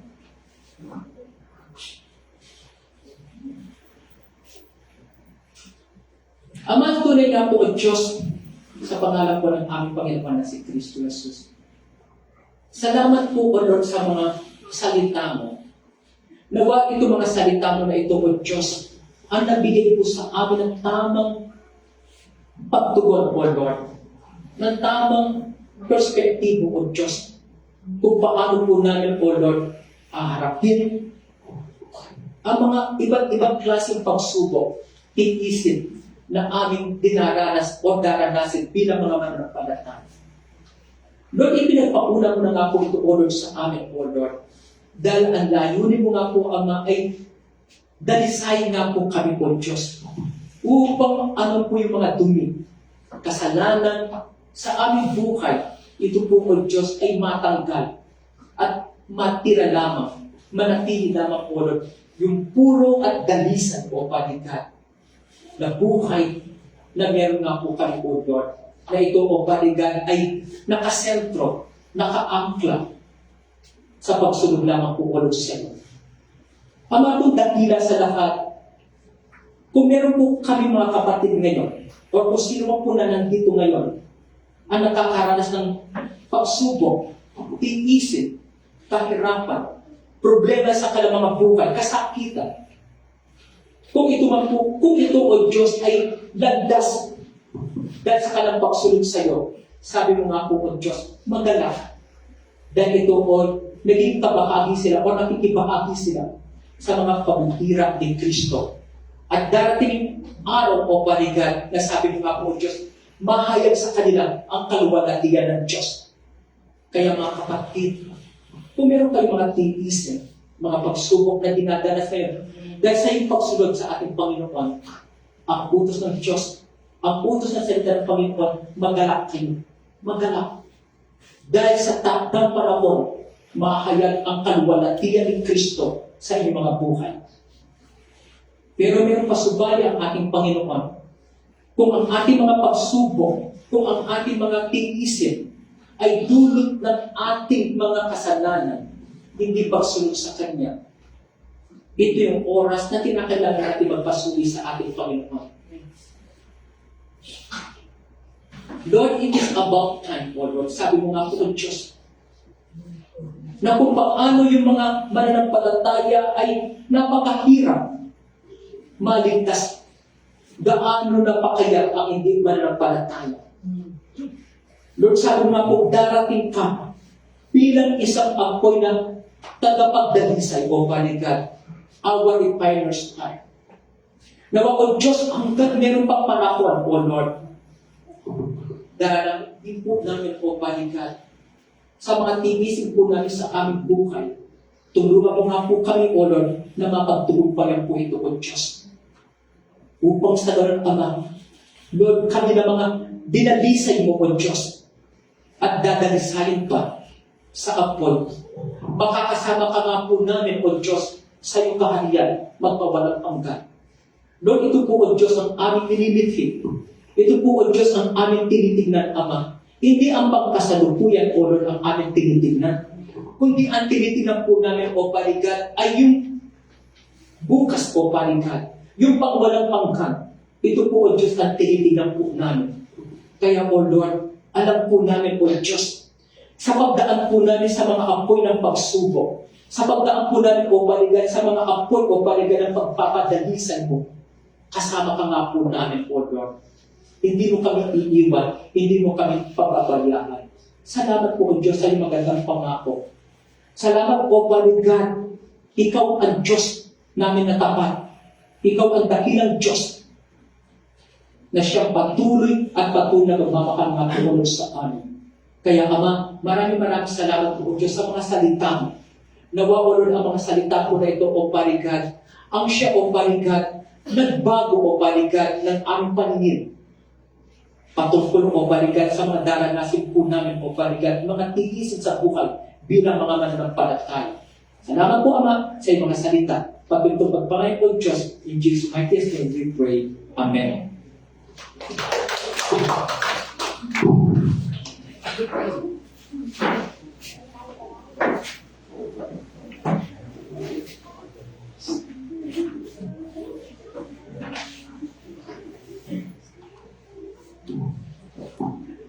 Dadako po tayo ngayon sa pagbibigay. Tignan po natin ang ating Bible sa Lucas verses 38. Magbigay kayo at kayo bibigyan ng Diyos. Gustong takan, siksik-ligligan, tumahapaw pa. Ang ibibigay sa inyo, sapagkat ang panukat na ginagamit rin na ninyo sa iba ay siya rin gagamitin panukat sa inyo. Sapagkat ang panukat na inyong ginagamit ay siya rin panukat na gagamitin sa inyo. Ang pagiging mapagbigay ay isang gawain ng pagmamahal at pananampalataya. Kapag tayo nagbibigay ng bukal sa puso, hindi lang tayo nakakatulong sa iba, kundi maging instrumento rin tayo ng biyaya ng Diyos. Mag-pray muna po tayo. Ama, maraming salamat po sa kalakasan. Maraming salamat po sa binibigay ng biyaya. Maraming salamat po sa pagproteksyon mo sa buong pamilya namin. Maraming salamat din po sa kagalingan. Ama, ang mga aperang malilipong po namin ay magagamit din po namin sa aming sambayanan. Ito po ang aming saamdalan sa pangalan ni Jesus. Amen.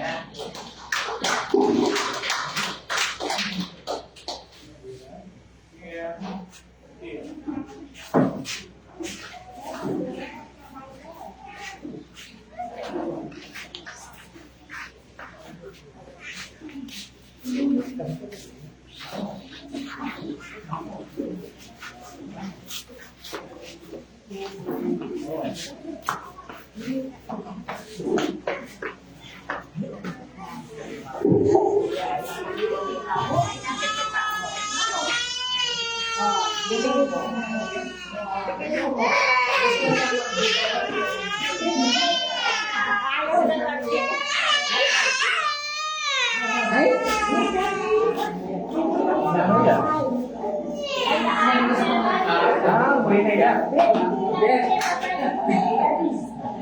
Okay po, so salamat po sa Panginoon no, sa isa namang magandang araw na ibinigay niya po sa atin. Okay, so maraming salamat po. Okay, so salamat po, nakita ko si Trixie kanina. No? So salamat po, siya ay last week po, nasa hospital po. Salamat po sa kagalingan, salamat po sa lahat ng mga nag-abot po, no? Para po sa gano'n, mapagabot po natin ang pag-ibig po sa Kanya. So salamat po sa kagalingan na ibigay sa kanila ng ating Panginoon. So nakita ko rin si Chona. Okay, so salamat po. Okay, so ngayon po makita po natin, patuloy po yung panawagan po natin no, sa mga ano po natin, mga weekdays activities po natin.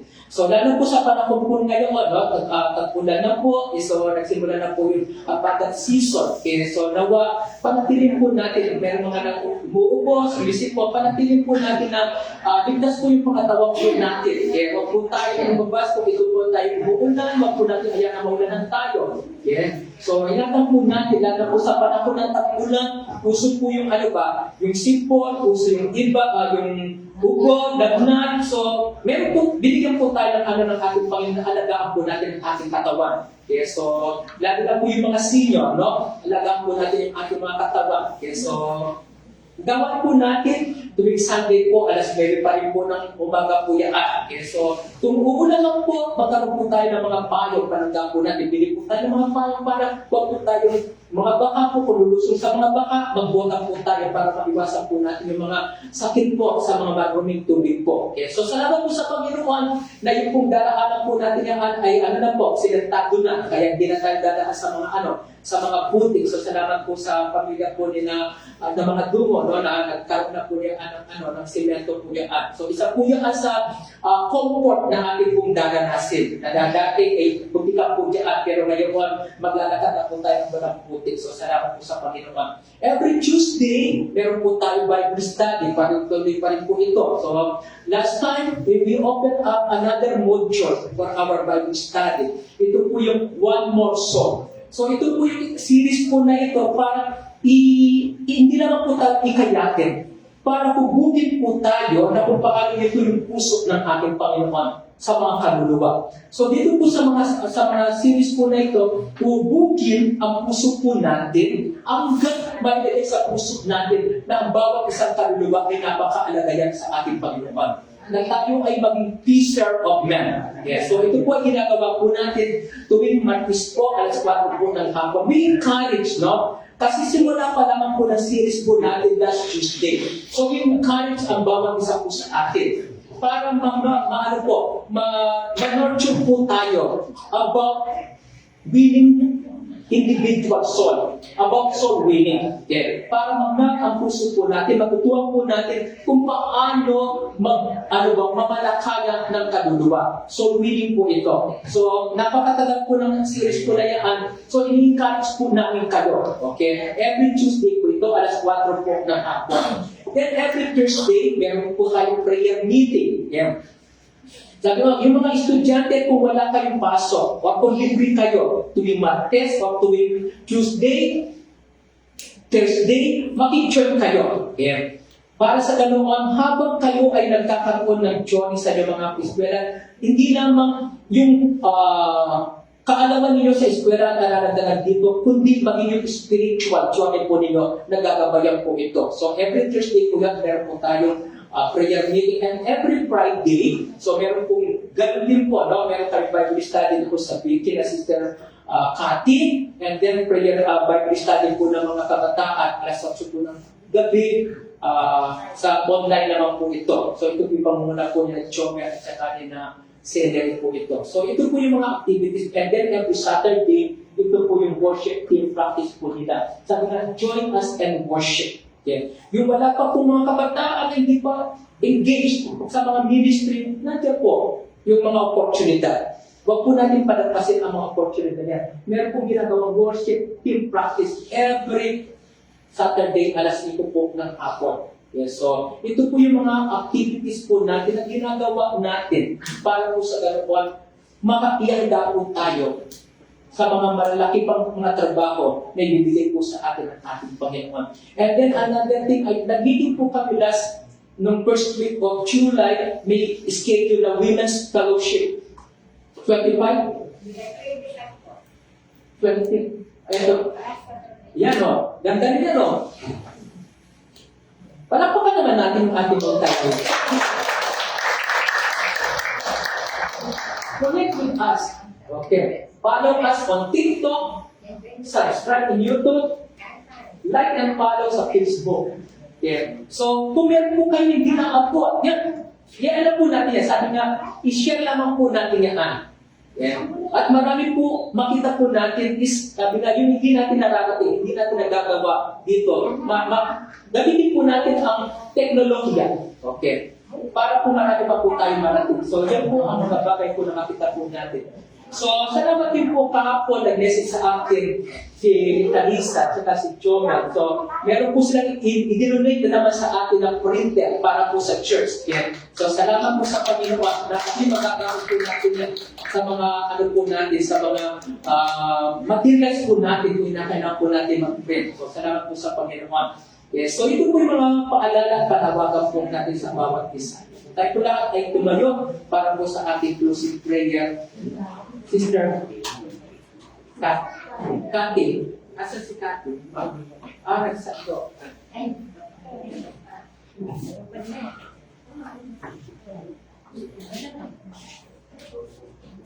Sige po, sige Cathy na naman po. Sige. Sige po. Hallelujah. Wala po po tayo sa aming panalangin. Hallelujah. Palakpakan natin ang Panginoon. Napakaganda po ng isang ng Diyos. Hallelujah.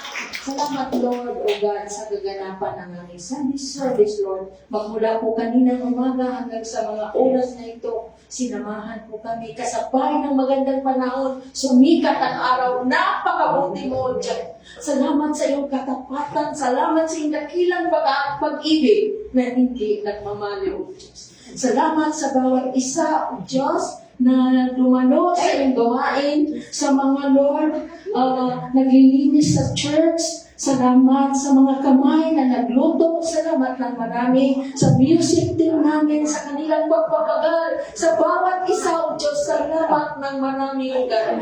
This is a grace from you, O Lord. And we thank you and we appreciate you, O Lord, sa lahat ng ginawa mo sa aming buhay. Salamat sa iyong dakilang mensahe, O Diyos, sa araw na ito. Naway dalhin po namin, O God, at patuloy namin kasabikan, O Diyos, ang iyong mga salita. Salamat sa aming pastor, O God, Lord, na walang humpay, O God, na mag-share ng iyong mga salita, O Diyos. Naway nakahanap po namin ang aming narinig sa pangalan ni Jesus. Dahil mo kami, O God, sa kanya-kanya naming tahanan ng mapayapa at malulhati. At ibinabalik po namin sa iyo ang kataas-taasang papuri, pagsambat, pagdakila sa pangalan ni Jesus. Amen. Sige po, tayo po ay narating na tayo. Just extend our hands towards heaven and receive the priestly blessing that comes from our living God. Ama, ayon po o Diyos sa kapamalahanan yung pinagkaroon mo sa iyong lingkod. Nasabi mo po o Diyos ay masalita. At sino ang pagpalain ay yung pagpapalain din o Diyos.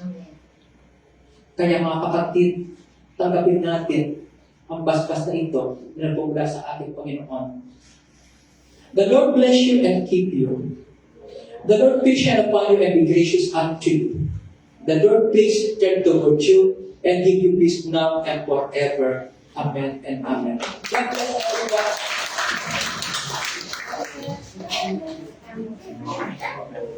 everyone.